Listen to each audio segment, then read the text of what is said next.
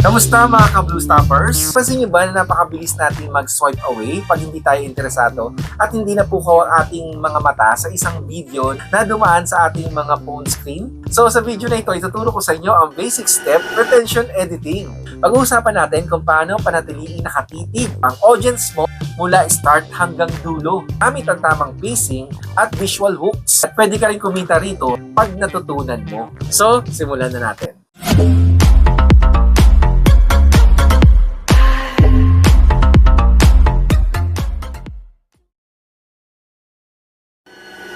Shoutout time guys bago natin simulan ang ating tutorial sa mga nag-comment sa ating last video. So napakarami nyo guys at maraming salamat dahil tinangkilik nyo ang ating last video tutorial na ito. Ayan, so maraming nag-comment dyan. Hindi ko na isa-isahin, ilalabas ko na lang dito sa screen. Ayan ang ating shoutout sa inyo guys sa mga nag-comment. Shoutout sa inyo. Ayan. So ito pa, shoutout sa inyo guys. So ito pa, shout out sa inyo. So maraming salamat sa inyo guys sa pagko-comment nyo sa ating last video. So walang sawang subaybay sa ating mga video na pinapalabas dito sa aking YouTube channel. Ito ang sagot natin sa nag-comment sa last video tutorial na ating pinalabas na si Miss Roslyn Q G9FR. Ang sabi niya, retention editing po sana next tutorial. So heto guys, deep dive natin ang kanyang request at step by step natin ipapaliwanag ang basic retention editing. At kung ikaw ay gusto mong kumita rito gamit ang retention editing or sa pagiging video editor or magsisimula ka pa lang sa pagiging content creator, hetong video ay para sa iyo. Kaya kung di ka pa nakapanood ng mga useful video tutorial natin at napadaan ka dito, bago ka pa lang dito sa aking YouTube channel, libreng-libre lang po mag-subscribe sa aking YouTube channel. My channel is about tutorial and any useful things na pwede natin mapakinabangan. Kaya ano pang hinihintay mo, mag-subscribe ka na. Sa mundo ng social media ngayon, ang retention editing ay isang sining sa pagpapanatili sa atensyon ng manonood, sa atensyon ng viewer or manonood para hindi sila agad mag-swipe away. Ang sikreto, huwag hayaang maging tahimik or static ang video ng matagal. So narito ang basic workflow para sa mobile. So, gamit ang ating application dyan sa ating cellphone. So kung sa cellphone lang gamit mo, pwede naman. Meron dyan mga application or video editing application katulad ng CapCut, VN Editor. So ito papakita ko sa inyo ang tutorial na basic para at least naman meron kayong idea at pwede nyo na simulan ang pagiging video editor at pwede mo na rin gamitin itong retention editing techniques para at least hindi maging swipe away agad ang ating mga video na ina-upload sa ating mga social media. So ito guys, number 1, ang pacing or cut. So ito yung pinaka-importante sa lahat, yung pagtatanggal natin sa mga dead air. So meron dyan yung split and delete.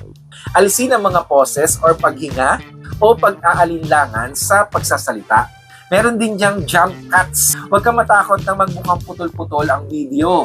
Basta tuloy-tuloy ang daloy ng informasyon. Number 2, visual hooks at framing. Kailangan may nagbabago sa screen bawat 2 o 3 segundo. Ito ay tinatawag na punch in, punch out. Ito yung mag-zoom in ng bahagya sa mahalagang sinasabi. Tapos bumalik sa original scale. Nakakatulong ito na magmukhang meron kang multi-camera setup at kahit isa lang pala ang gamit mo. Andyan din yung overlays or B-roll. Maglagay ng mga photo or video clips na may kaugnay sa sinasabi mo para hindi lang laging mukha ang nakikita sa video mo. So ganito yan. Ayan. So, ginagamit ko rin yan dito sa aking mga video tutorial. Kung mapapansin nyo, may mga clips or photos tayo na nilalabas. Habang yung tinatalakay ko, pinapalabas ko yung mga photos or clips. Habang nagbabanggit ako or nagsasalita, may lumalabas na mga photo or clips dyan sa aking screen. So, ito yung sample nyo.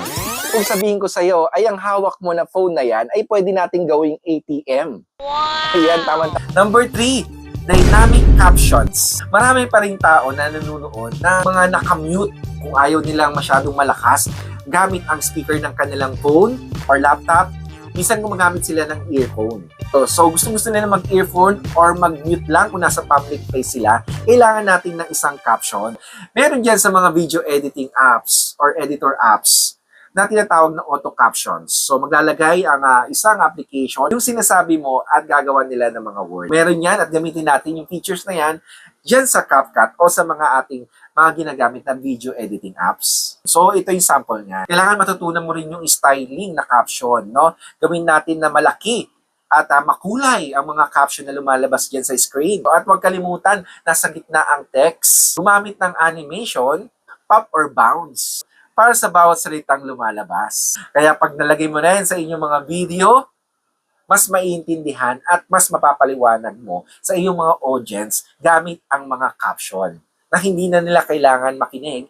Babasahin lang nila yung mga caption na lumalabas dyan sa screen at mapapahook ang mga viewers dyan sa video mo. So number 4, kailangan mo rin maglagay ng sound design or effects, sound effects. Ang audio ay nagdadala ng emosyon at nagbibigay diin sa visuals. Meron din dyan yung mga whoosh or poop, ay maglalagay ka ng mga sound effects tuwing may lalabas na text or transitions. Bago ka maglagay ng background music, pumili ka ng track na tugma sa energy ng video mo at siguraduhin mahina ang volume nito kumpara dun sa video mo. So around negative 20 dB to negative 25 dB kaysa sa boses mo. So ayun guys, ayan ang ating basic retention editing na kailangan nating gawin sa pagiging video editor or sa pagsisimula ng ating journey sa pagiging content creator. Ayan. So kailangan kasi ng isang video editor sa pagiging content creator. Ayan yung part na medyo mabigat, mahirap, pero pag natutunan mo, sisiw na sisiw sa'yo. So, kailangan natin itong matutunan, itong retention editing na tinatawag. Kasi dito nakasalalay ang ating mga video para yung mga viewers natin ay hindi magsa-swipe away nga, no? Hindi tayo aalisan. I-stick yan sa ating video at papatuloy yan sa panonood hanggang dulo dahil sa retention editing na ginawa mo. So, ayan ang basic step ng retention editing at sana may natutunan ka sa video tutorial na ito. So, 3 lang naman ang element na kailangan makita natin sa isang video. Tandaan nyo yung hook, yung transitions, at keyframes. 3 lang yan guys, hook, transitions, at keyframes. So, ayan. So, ayan, kailangan natin makita sa ating mga video na ina-upload para at least okay na okay sa viewers at patuloy tayong panonoorin. So, ayan guys, kung may natutunan ka, give thumbs like, share mo na sa family and friends na meron ganitong YouTube channel na nagbibigay ng useful tips and tricks tutorial dito sa YouTube. Ito yung Blue Stop. So, kung napadaan ka at hindi ka pa nakasubscribe, pindutin mo na yung subscribe button. Click mo na ang notification bell para updated ka sa mga feature videos natin na ipapalabas katulad na ito. So, shoutout sa inyo lahat at syempre, mag-comment ka lang dito sa video na ito at sa ating mga last video para ma-shoutout kita. At ikaw na yung susunod na isa-shoutout ko at ilalabas ko sa screen na yan. So, ayun guys, hanggang dito na lang at sana may natutunan kayo. So, maraming salamat. Have a nice day. Mabuhay mga ka-Blue Stoppers. God bless. Bye!